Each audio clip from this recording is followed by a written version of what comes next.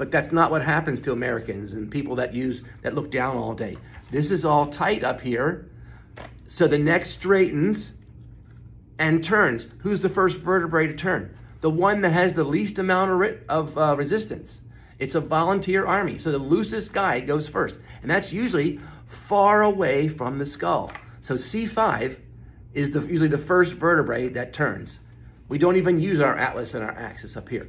So C5 turns, then probably C6, and then up here to C3, then C4, and then finally, we're using the atlas way over at the end.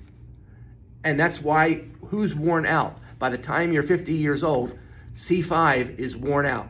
The disc is worn out. This vertebrae is collapsing toward each other, pinching the nerves. The nerve is going through a hole. And now the disc is what holds that hole open. That disc wears out, and now it's pinching on the C5 vertebrae, on the C5 nerve, which goes to your thumb and your index finger. This is C6, because you calculate the nerve to the second vertebrae, you say. So C5, C6 covers the C6 nerve.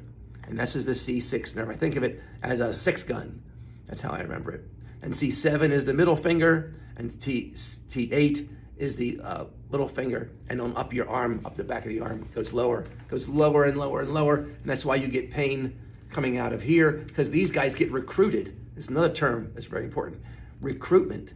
Well, if these guys won't move, if this neck is so stiff, and you've gotten to 45 degrees with just using these 5 vertebrae down here, and now you want to turn to back the car out of the driveway, you're going to recruit these vertebrae. So these vertebrae are going to start turning. And when they turn, you know, the ribs, you can see the ribs come around here. This model is surprisingly anatomically correct. The ribs come around and come into here. And those ribs just sit like that in a little pocket. Each one has a little pocket.